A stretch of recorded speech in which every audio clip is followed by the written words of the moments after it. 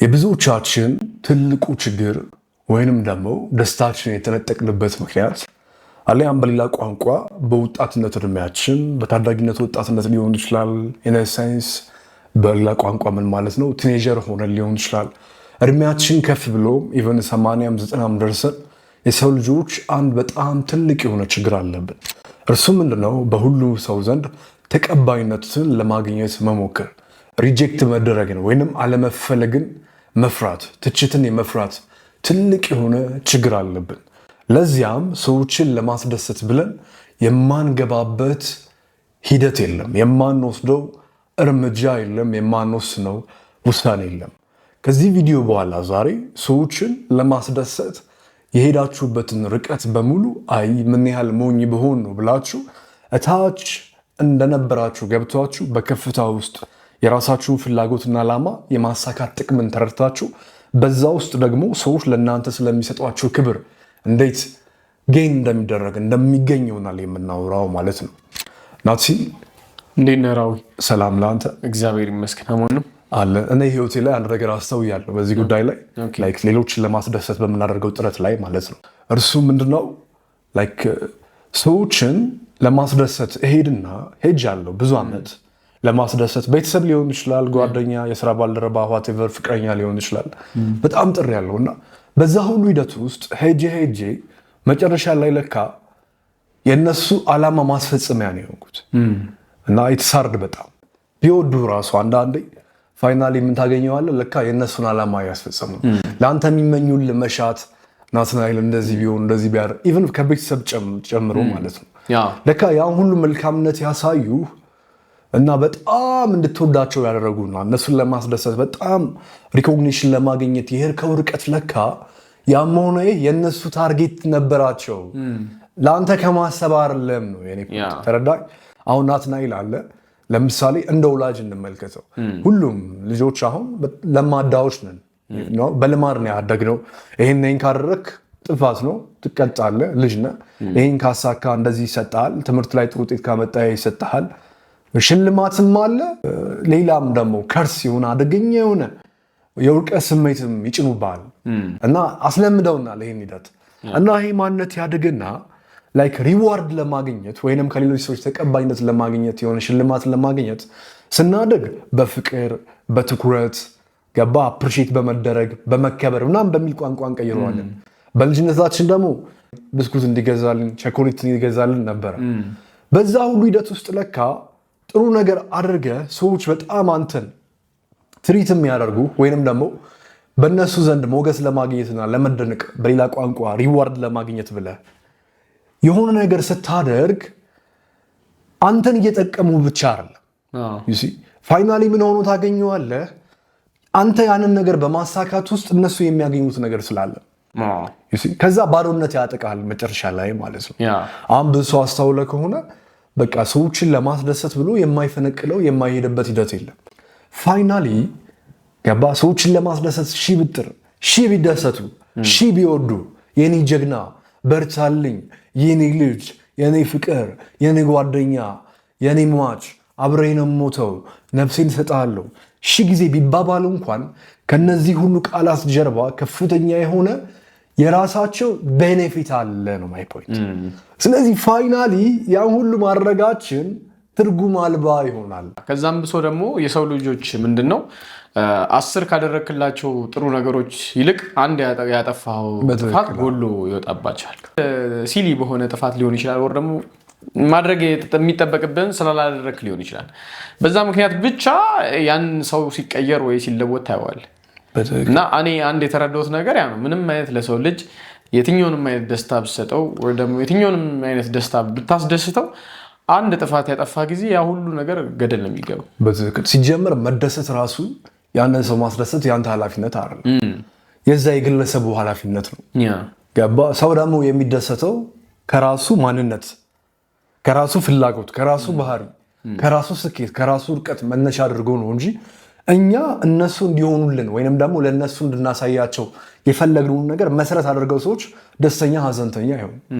ገባ አይደለ? ደስታ የውስጥ ሰላም ነው፣ ከፍተኛ የሆነ የውስጥ ሰላም ነው እንጂ መሳቅ መሰማት ማለት አይደለም። እሱ እንደውም በሽታ ነው። ምክንያቱም ስሜት ቴምፖራሪ ነው፣ ይቀያየራል። የውስጥ ሰላም ማግኘት ግን በራስ ላይ ያለ ከፍተኛ እምነት ነው። እሱ ነው ደስታ ብዬ የምጠራው ወይንም የደህንነት ስሜት እንጂ ደስተኛ ሆኖ ማንም አይቆይም እናውቃለን። ያም ሆኖ ግን ሰዎችን ለማስደሰት ብለህ በምታደርገው ሂደት ላይ እነሱም በአንተ መደሰት ውስጥ የሚያገኙት የጋራ ጥቅም ስላለ ነው እንጂ በትክክል አንተን በተለየ መንገድ አይተው አይደለም ያን ሁሉ መስዋዕትነት የሚከፍሉት። ስለዚህ ኦብሴሽን ውስጥ አትግባ። ለሆነ ሰው ራስን መስዋዕት ለማድረግ ዝግጁ አታደርግ ነው የኔ ፖይንት። አንዳንድ ሰው እንደዛ ነው። በቃ በጣም ጥሩ ያደረገ ይመስለዋል። እኔማ በቃ መስዋዕት ሆናለሁ እኔ ለወንድሜ ለጓደኛዬ። ትልቁ ጥያቄ ያንተ መኖር ያንተ ህልውና ከጓደኛ ህልውና ይበልጣል ወይ የሚለው ነው። ውትድርና ውስጥ አይደለም ያለው። ሀገርን የመጠበቅ ግዳጅ ውስጥ እኮ አይደለም ያለው አይደል? ለተራ ነገሮች ብለህ ላይክ ጓደኛዬ ቢዝነሱ ስለከሰረ አንተ ደግሞ ልጆች አሉ እንበል ወይንም ቤተሰብ አለ በቃ ለሱ ልስጠው የኔን ቢዝነስ ልዝጋና ተብሎ ብር መስጠት ደግነት አይደለም። አይ ደስ እንዲለው ነው መልካም ስለሆንክ ነው። ሰዎች በዚህ ደረጃ ይሄን ያህል ቀና የሚሆኑ ከሆነ ጤናማነት ነው ብዬ አላስብም እኔ በግሌ። ምክንያቱም ኃላፊነት መሸከም መቻል አለ። ይሄ የወንድ ባህሪ አይደለም። ወንድ ልጅ ሚዛናዊ ነው፣ ኢሞሽናል አይደለም። ስሜቱ አይመራውም። አመክንዮ ምክንያታዊነት ነው የሚመራው። ቤተሰብ አለኝ አይደል? ናትናኤል ለምሳሌ አያት አለች፣ ወንድም አለ፣ አክስት አለ፣ አባት አለ፣ እናት አለ እንበል። ከዛ በኋላ እኔ ቢዝነስ ነበረኝ፣ ያ ቢዝነሴ ከሰረ። አንተ ደግሞ ራን የምታደርጋት ትንሽ ሱቅ ነበረች። የዛች ሱቅ እቃ ነበረ። እኔ ስከስር ሙሉ እቃህን ሽጠ በአንዴ ማለት ነው በሆነ ሰው አስገምተ ሱቁን ሽጠ በቃ አንተ ብቻ ሰላም ሁንልኝ የኔ ወንድም ብለህ ብትሰጠኝ ተቀባዩም ጤናማ ሰው አይደለም። ለራሱ ውርቀት ሌሎች ሰዎችን አረንቋ በመጣልና ቀን ጠብቁ መለሳለሁ በሚል ትንቢት ለራሱ ገንዘብን ወስዶ የእናንተን ደግነት ለራሱ ከፍታ የሚጠቀም ሰውን በሽተኛ ነው። የሚሰጡትን በሽተኞች ናቸው በእኔ አይን ማለት ነው። ይህ ደግነት አይደለም። ምክንያቱም ኃላፊነት አለበት። ምንድነው ትርጉሙ? ሲጀመር ያንን ሰው እንድትወደው ያደረገ ማን ነው? ያንተ ህሊና ነው አይደለ? ስለዚህ ያንተ ህሊና ሰላም እያጣ ለሌሎች ሰላም የሚሰራ ከሆነ ራሱ ልጅነት ነው፣ አለመብሰል ነው። እንደውም ሩሚ አንድ ትልቅ ነገር ምን ይላል? እንደውም ብዙ እኛ ሀገር ላይ ሞቲቬሽናል ስፒከሮች እንደ ራሳቸው አድርገው ሲጠቀሙ አይቻለሁ። እና ትናንት በጣም ጎበዝ ነበርኩኝ፣ ዓለምን ስለመቀየር አስብ ነበር። ማታ ላይ በጣም ጥበበኛ ነበርኩኝ፣ ቤተሰቦቼንና አካባቢን ስለመቀየር አስብ ነበር። ዛሬ ግን የተገለጠለትና ምጡቅ ሰው ሆኛለሁ፣ ምክንያቱም ራሴን ለመቀየር አስቤያለሁ ይላል። በአንተ ህልውና ውስጥ ነው ዓለም ያለው። አንተ በመኖር ውስጥ ነው ለሀገር የሆነ ነገር ማበርከት የምትችለው። ተረዳኸኝ? እንጂ ላይክ ስሜቶች የሚመሩ ከሆነ ሰዎችን ለማስደሰት ደግነት፣ መልካምነት እያልክ በጣም የምትሮጥ ከሆነ መጨረሻ ላይ ራስህን ታጠዋለህ። ከዛ ፋይናሊ ምን ትሆናለህ? ላይክ ማህበረሰቡን የምጠላ ነው የምትሆነው። ማህበረሰቡን የሚጠሉ ሰዎች የት ነው የተፈጠሩት? በደግነታቸው ተታለኩ። የሆነ ሰው አሳድሮባቸዋል ወይ የሆነ ሰው ጠባሳ ጥሎባቸዋል። በቅድሙ እንደ ሱቁ ሀሳብ እንዳነሳ ነው እንደኔ ቢዝነስ መክሰር ማለት ነው። ያንተ ቤተሰብ ያለ የሚራብ ኮሚኒቲ ያለ እናት ልጅ ሚስ ቤተሰብ ያለ ለእኔ መስጠት እኔም ስቀበል በሽተኛ ስለሆንኩ ነው። አንተም ስትሰጥ ደግሞ ስሜት አታለሁ ነው። ወይም ደግሞ በእኔና በአንተ መካከል በነበረ ታሪክ ውስጥ እኔ አንተን በሚገባ ማኑፕሌት አድርጌ ያለው ማለት ነው። ሌላ ሁለተኛው ስለሚያመጣው ችግር ደግሞ እንምጣ። ሌላ ሁለተኛው ጉዳይ ደግሞ በጣም እኔ የሚያስተዋልኩት ጉዳይ ሌሎችን ለማስደሰት በጣም በሚጣጣሩ ሰዎች ጉዳይ ላይ ማለት ነው። ሰዎች እናንተን የሚያግዙ ወይንም እናንተን በጣም የሚወዷችሁ መስለው የራሳቸው ዓላማ ማስፈጸሚያ ያደርጓቸው። ይህ ጉዳይ ባይዘው ኢቭን ቤተሰብ ላይ ሁሏል፣ ልጆች ላይ ማለት ነው። ለምሳሌ አንዳንድ ቤተሰቦች በተለይ የተፋቱ ቤተሰቦች ሴቷ እንደ ወንድ የሚያረጋት ወንዱ ደግሞ ላይክ እንደ ሴትም እንደ ወንድም ነኝ የሚሉ ቤተሰብ ላይ ራሳችሁን ተመልክታችሁ ከሆነ ቤተሰቦቻችሁ ወንድ ከሆንክ ወንድ ሆነ ስታደርግ የራስን ምርጫ እንድትወስን አይፈቅዱልህ። ኢቭን እናት በልጇ ላይ አባት በልጁ ላይ ነው የምልህ። እሱ ባለው ብቻ እንድትሄድ ነው የሚፈልገው እና የሚያስብልህ እቅድ አለ። ኢቭን ኢፍ ሌላ ቤተሰብ መስርቶ ትዳር እንዳይመሰርት እራሱ ከወላጆች አንጻር ነው የምልህ አይደለም ከኖርማል በደም ከማትተሳሰረው ሰው ጋር የሚያኮላሽ ሁሉ አለ። ልጁን ማለት ነው ብልቱን ሁሉ መውለድ እንዳይችል የሚያደርግ በጣም ብዙ ሰው አለ። ለምን?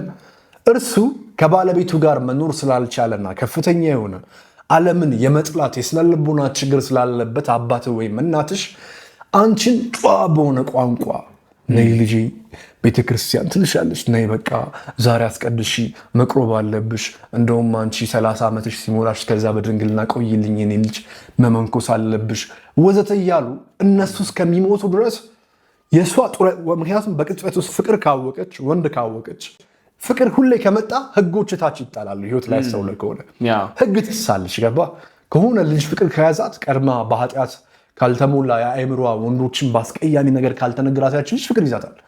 ሲይዛት ከእናቷ ውጭ አሁን ስራ ላይ ከሆነች የሆነ ሰው ለማግኘት ካፌ ወጪ ልትዋጣ። ስለዚህ ያቺ ገንዘብ እናቷ ሳታቅ ማውጣት ጀመረች ወይም ማታለል ጀመረች ማለት ነው።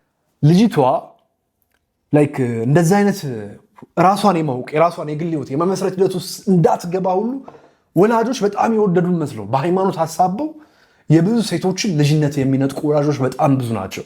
ልጆቻቸውን እንደ ገረድ የሚያኖሩ ግርድናቸውን ደግሞ እንዲወዱት ያደረጉ ኢቭን ሂዳ አንተ ራሱ ታዝበህ አሬኔ ውደህት ይሄ ያለኩ እንደዚህ ሁኚ ነፃነትሽን አውጂ እየተጎዳሽ ከሆነ ብትላት ራሱ እንደ ጠላት እስከምታስብ ድረስ ኢቭን ቀፋት ማለት ነው ትጸልይልሃለች። ያን ያህል ድረስ ማኑፕሌት የተደረጉ ልጆች አሉ። ቤተሰብ ማስደሰት ቁም ነገር መስሎ እንዲሰማቸው ተደረገው እንደዛ ነው ብለውም አምነው ወላጆቻቸው እንኳን ልጆቻቸውን ለዓላማቸው ማስፈጸም ያደርጓቸው ብዙዎች አሉ። በዓለም ደግሞ እንደዛ ነው። በተለይ መሪዎች እንደዛ ናቸው። የመስሪያ ቤት ስራ አስኪያጆች እንደዛ ናቸው። ለአለቃ በጣም ጉብቂጥ የሚል ሰው አለ። ለአለቃ ጉብቂጥ ብለህ የሚወድ መስሎ መጥቶ ወሬ የሚጠይቅህ ምናምን ስለሚወድህ አይደለም። እመነኝ ደመወዝን አልጨመርም። የሁሉም ደመወዝ እኩል ሆኖ የተለየ ወሬ የሚያቀብል ሰው አለ ሁሉም መስሪያ ቤት ውስጥ። አንድ ስህተት ብታጠፋ ደግሞ ነገ የሚያባረር ራሱ እኮ ነው። በትክክል ይናገራሉ። ስለዚህ ሰዎች ደግሞ በጣም ይንቃሉ። ይሄ ወረኛ ሰው ለጊዜው ዓላማ ነው የሚጠቀሙት። ለግል ዓላማቸው ማስፈጸም ያደርጓቸዋል። ሁለተኛ ሀሳባችን በወላጆች አየነው፣ በመስሪያ ቤቱ ጉዳይ አየነው።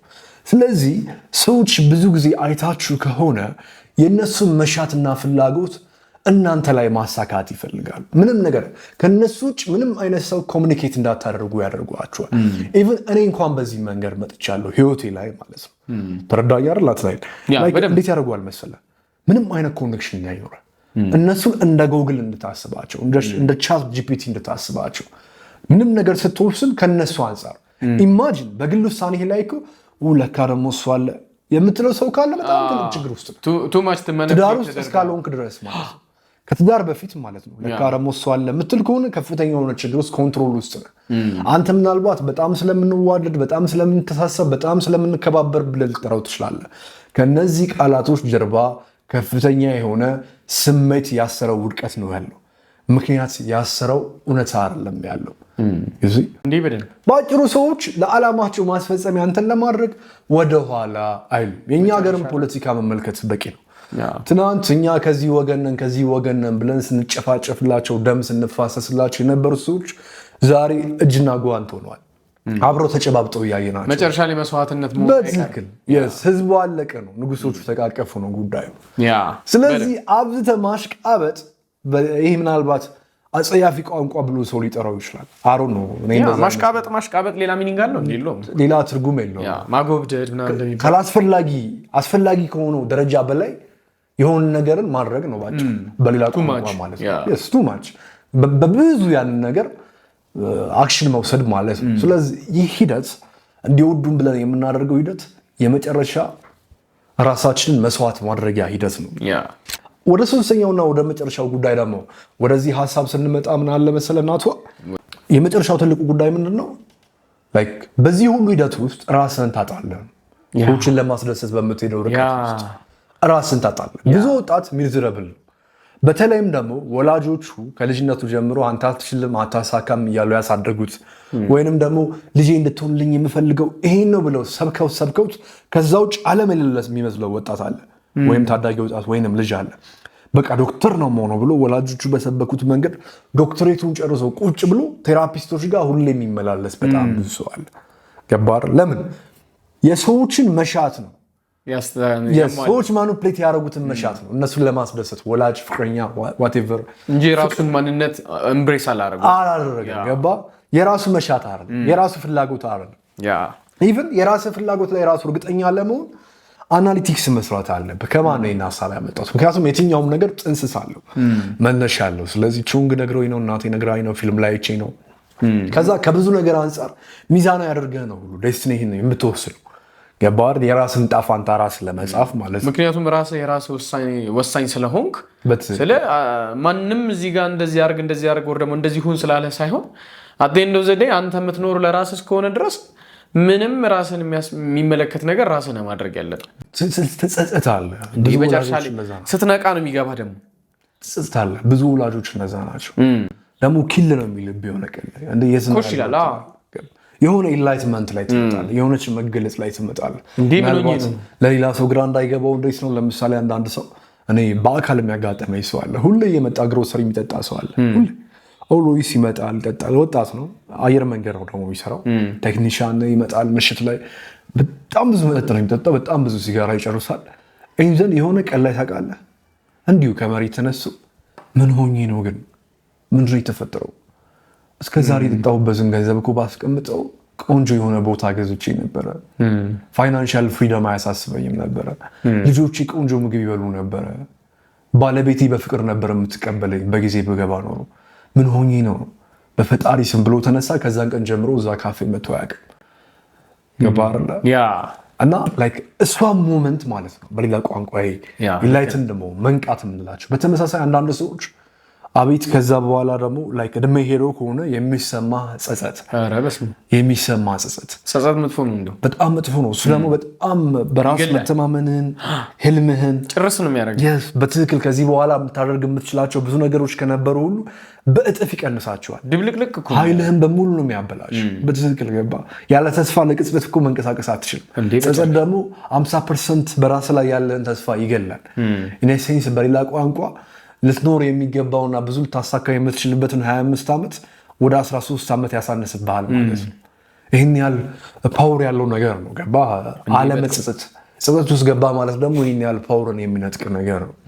ስለዚህ ፋይናሊ ሌሎችን ለማስደሰት በምናደርገው ማጎብደድና አካሄድ ውስጥ እራሳችን እናጣለን። ምንም የምናተርፈው ትርፍ የለም ማለት ነው። የትኛውም ሰው እመኑኝ ሌሎችን ለማስደሰት ብዙ ታግሎ ነበረ። ፋይናሊ ምንም ነገር ስላላገኘበት ነው አሁን ለሌላ ሰዎች ክፉ ሆኖ አይደለም። ብዙ ሰዎች አሁን ብስጩ ሲሆኑ እናያለን፣ ንፉግ ይሆናሉ ሰዎች። ብዙ ሰዎች ደግ ሳይሆኑ ቀርቶ አይደለም፣ እናንተ እንድትደሰቱ ሳይፈልጉ ቀርቶ አይደለም። ሰዎችን ለማስደሰት መሄድ ትርጉም አልባ መሆኑ ስለገባቸው ፋይናሊ ራሳቸውን ስላጡ ነው። ከነዚህ ወገን እንዳትሆኑ በእጅጉ ተጠንቀቁ ማለት ነው። ሰዎችን ለማስደሰት ብሎ ማንነቱን ያላጣ ሰው በጣም ጥቂት ነው፣ እጅግ በጣም ጥቂት። እነዛ ሰዎች ናቸው ደግሞ ምድር ላይ አትሊስት ሰላማዊ የሆነ ኑሮ መኖር የሚችሉት። ስለዚህ ከነዚህ ጥቂቶች እንድትቀላቀሉ ነው ማለት ነው የዛሬው ቪዲዮ ዋና ሀሳብ። በዚህ አጋጣሚ በየዕለቱ አጫጭር የቴሌግራም ቴክስቶች ፖስት የሚደረጉበት የቴሌግራም ቻናል አለ። በዚህ ዩዘርኔም @ራዌል በሚለው በዚህ ገብታችሁ ጆይን ማድረግ ትችላላችሁ። ስለነበረን ጊዜ ከልብ እናመሰግናለን።